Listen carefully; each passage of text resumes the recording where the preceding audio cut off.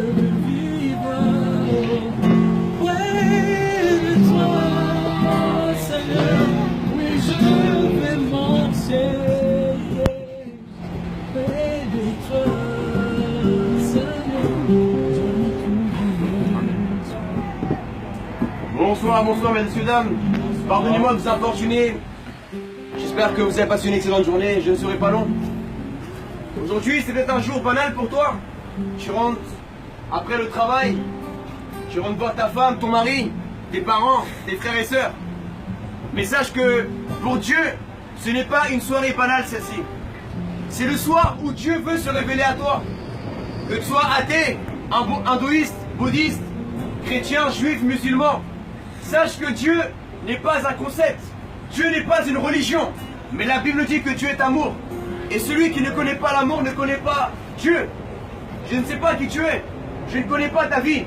Mais je sais qu'un jour, tu confronteras la mort. Tu as beau être belle, tu as beau être beau, tu as beau être mince ou un peu plus fort. Mais sache que la mort ne respectera pas ton âge. La mort ne respectera pas ta couleur de peau. La mort ne respectera pas si tu as de l'argent ou pas. Mais la Bible dit que Jésus-Christ a vaincu la mort il y a 2000 ans. La mort n'a même pas pu le contenir. Moi qui te parle, j'étais un jeune qui me moquait de Jésus-Christ. Je ne savais même pas qui était Jésus. J'étais un jeune qui était esclave de la drogue, dépendant de la violence.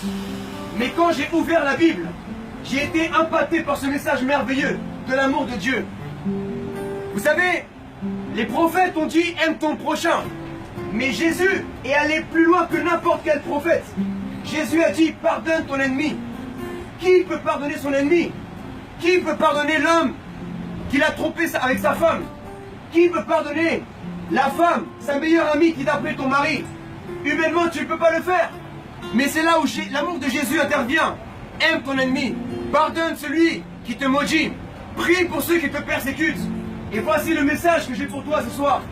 Tu me diras, mais ce n'est pas le lieu, monsieur, de prêcher la parole de Dieu. J'aimerais te dire que Dieu veut te parler. Et que Dieu n'habite pas dans les églises. Dieu n'habite pas dans les mosquées. Dieu n'habite pas dans les synagogues. Dieu veut habiter dans ton cœur aujourd'hui. Voilà pourquoi la Bible dit que Dieu créa les cieux et la terre en 6 jours. Mais on ne dit pas que Dieu s'est reposé au 6e jour. On dit que Dieu s'est reposé au 7e jour, après avoir créé l'homme. Ça veut dire que lorsque Dieu a créé les animaux, la terre, les étoiles, il n'a pas trouvé un endroit pour se reposer. Mais lorsqu'il a créé l'être humain, il s'est reposé dans le cœur d'Adam. Et aujourd'hui, Dieu aimerait se reposer dans ton cœur, mon frère.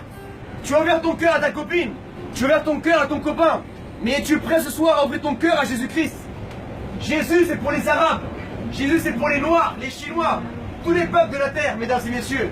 Je vous prêche ce soir, non pas une religion, mais je vous parle du Dieu d'Israël. Je ne suis pas juif, je suis colombien. Mais je vous tiens en vérité, le véritable Dieu est le Dieu d'Israël. Nous étions païens autrefois. Nous, les latinos, les arabes, les noirs, les blancs. Il y avait les druides en France, les celtes. Certains adoraient la lune dans notre peuple, adoraient le soleil, la terre, les animaux. Mais Dieu s'est tourné vers nous à travers Jésus-Christ, son Messie. En hébreu, Jésus veut dire Yahshua. Le nom de Dieu en hébreu, c'est Yahweh. Et Yahshua veut dire le salut étant Yahweh, le Dieu d'Israël.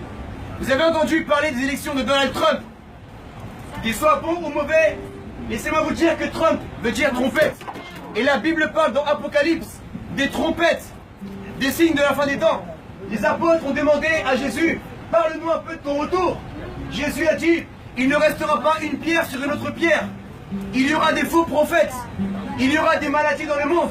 Il y aura des guerres, des tremblements de terre. Mais n'ayez crainte, toutes ces choses-là doivent arriver. Amen. Alors ce soir, repens-toi de ton péché.